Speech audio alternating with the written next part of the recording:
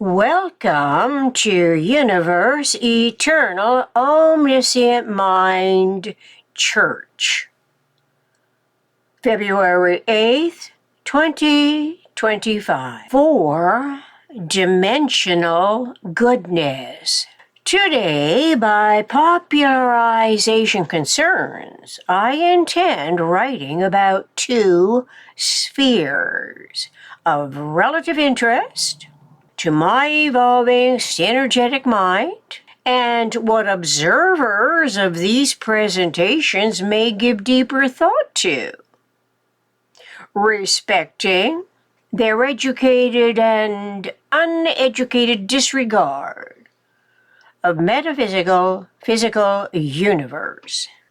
Such disregard closely relates to emphatic indoctrinations of their conceptual and reasoning faculties, while continuously distorting otherwise potential balances, critical alignments, and self-regenerating equanimity with one's search and discovery of truth, love, beauty, symmetry, wisdom, and maximum economy, which are integrals of anticipatory generalized conceptioning fields of thought.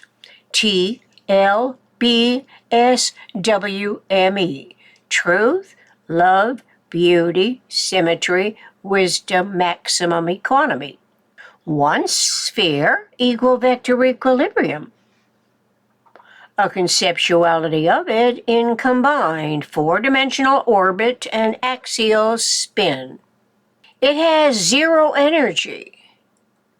Therefore, it does not equal whatever detrimental projections anyone's imagination can direct the knowledge of it toward, with little proof that such conceptioning could actually manifest any immediate result in the human condition.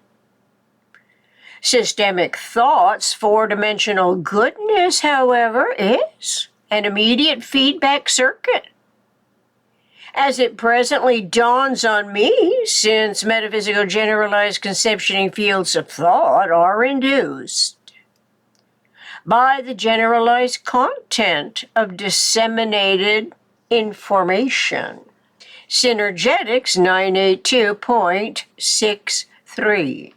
The other sphere is religion equal perpetual indoctrination. Specifically, my personal childhood experience of the Catholic religion, the crucifix, and images of Jesus Christ nailed to this wooden device until he died as a punishment by the governance of the Romans more than 2,000 years ago. The crucifix symbolizes cruelty for outspokenness against the ruling body of powerful authority.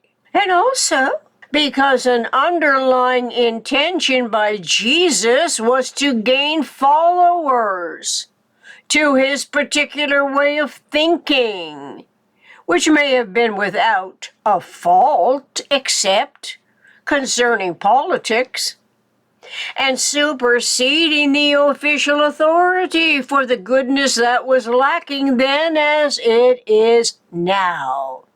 To satisfy your curiosity that questions my decision more accurately to rename the sound word God, changing it to UEOM, Universe Eternal Omniscient Mind, first, I distinguished God from religion. That was a conscious thought that occurred to me one day as I said to myself, I distinguish God from religion.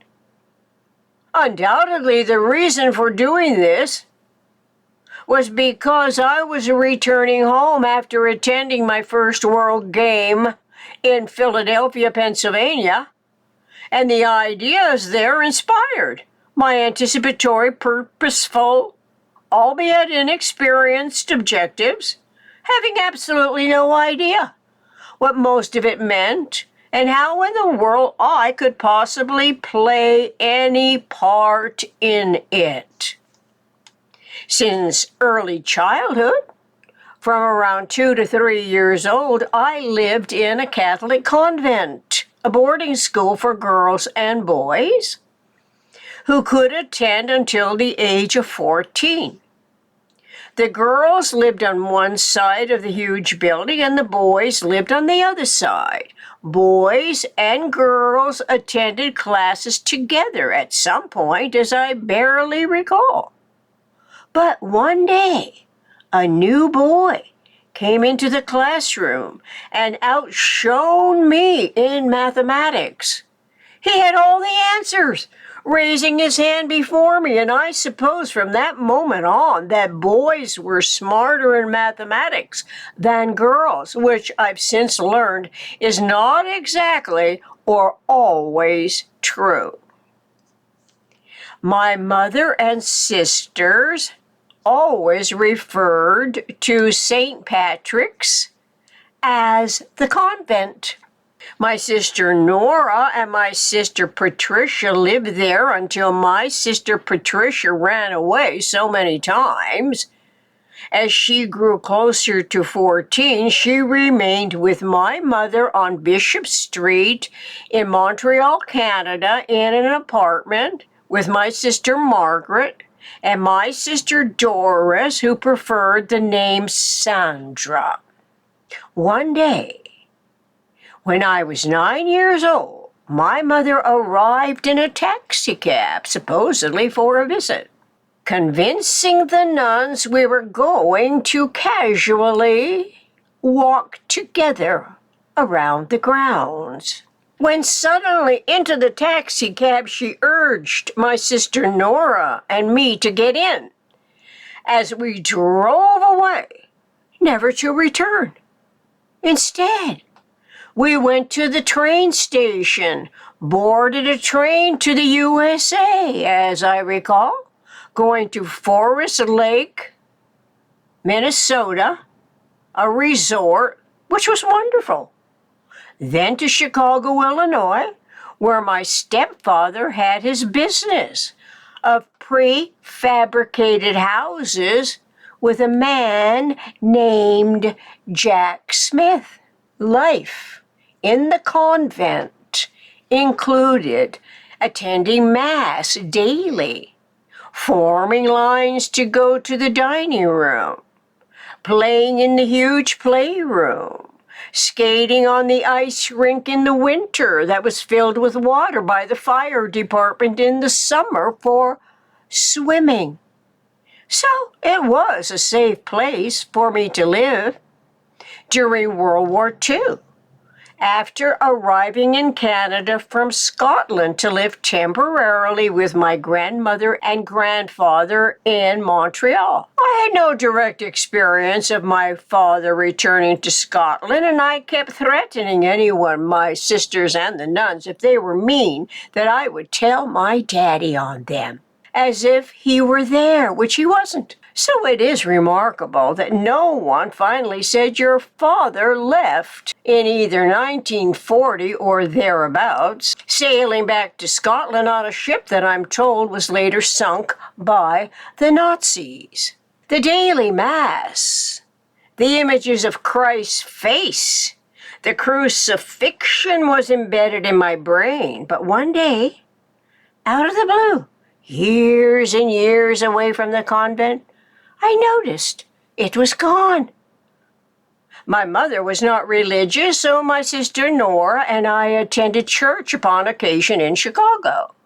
One Friday, she and I attended confession at the church.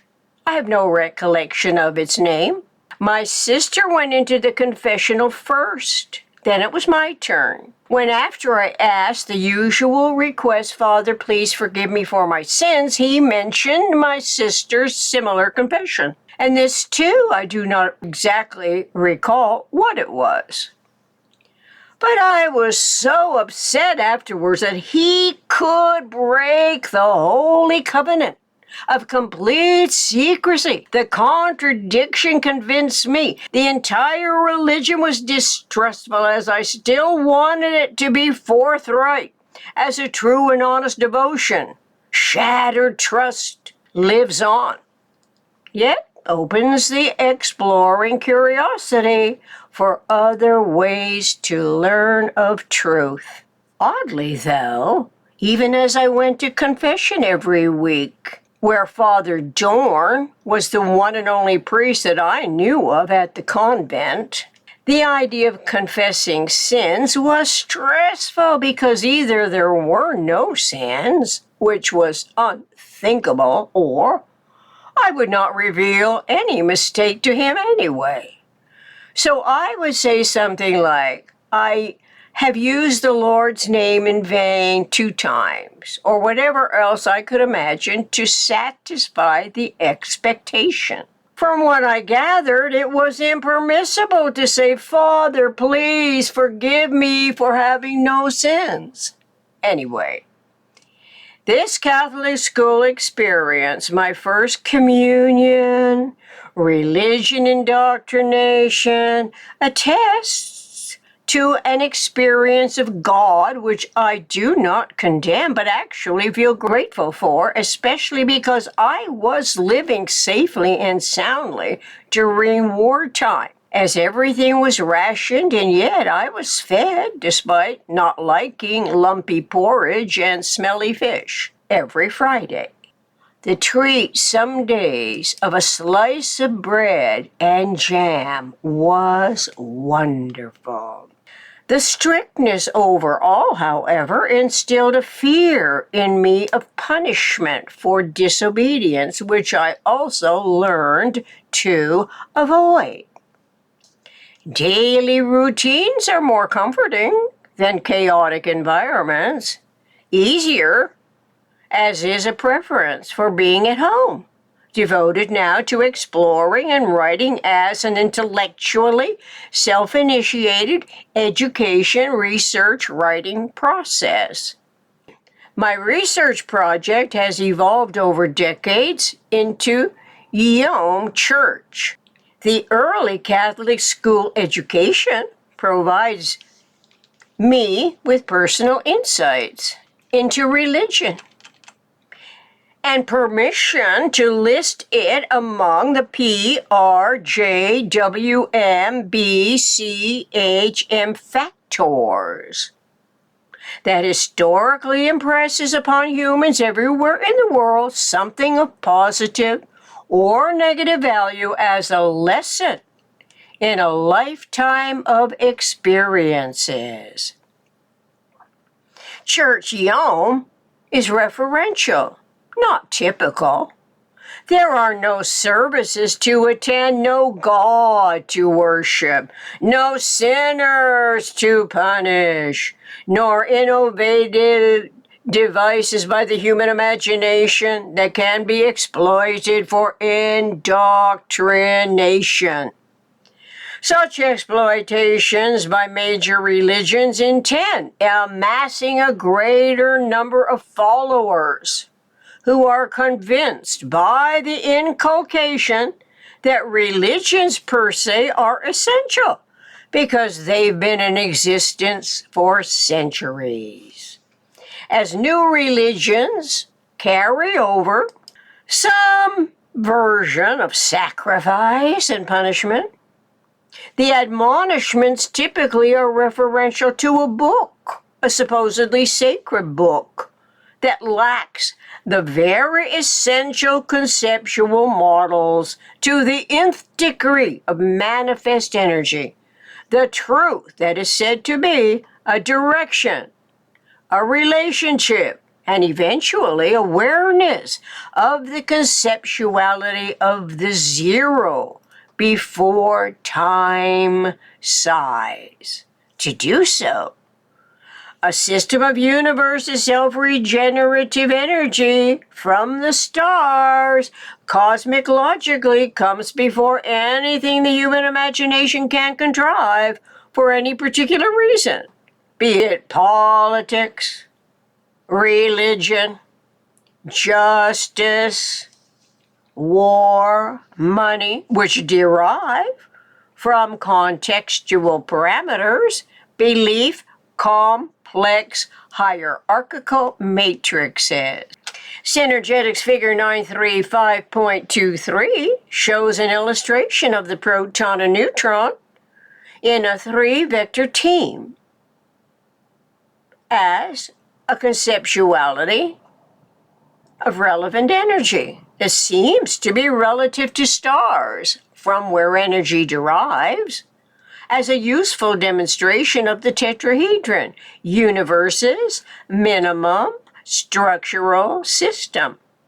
This cannot be said of any religion to date that perpetually rely on symbols like the cross, the crucifixion, which obviously is 2 lines asymmetrically crossed, one over the other, as an instrument of torment. To see it displayed over and over delivers a confusing message to many who associate the cross with Jesus Christ while forgetting all that continues to be involved in the punitory mentality with no direct evidence that nature perpetrates punishment. Instead, nature shows us what to learn more about, how to avoid dangerous mistakes when, for instance, getting too close to a precipice, swimming in dangerous waters, and what humans for millions of years have learned by trial and error, experiential, experimental, evolving consciousness. Synergetics is nature's coordinate system, discovered by Buckminster Fuller in the 20th century, with conceptual models of energy quanta and much more for the research writers. I decided to present my evolving synergetics knowledge in a Church UEOM. It satisfies any idea of what church can mean, which historically became an important meeting place where humans go to be told they are sinners, that the up of heaven and the down of hell are essential directions for punishment and reward. Wearing symbols like the cross and other icons signifies to the observing others what that person's beliefs are. So this is not exactly neutral, when in point of fact, whatever anyone values does not need to be displayed in any way, shape, and form as an indication of the follower's beliefs as a publicly displayed message. This can be especially egregious in places of governmental authority, which in a pure democracy ought to be free of such insinuation. Church UEOM, which is referential to Buckminster Fuller's Synergetics, realizes there are only 3 directions in an omnidirectional universe: in, out, and around, which does not conflict with awareness of the sphere equal vector equilibrium and the spherical planet Earth upon which our species, humans of a mind, coexist. Today's relevant links: Synergetics Table of Contents, Synergetics 982.63, Synergetics Figure 935.23. Until next time, thank you from Christina Universe Citizen, founder of Church UEOM, Universe, Eternal, Omniscient Mind.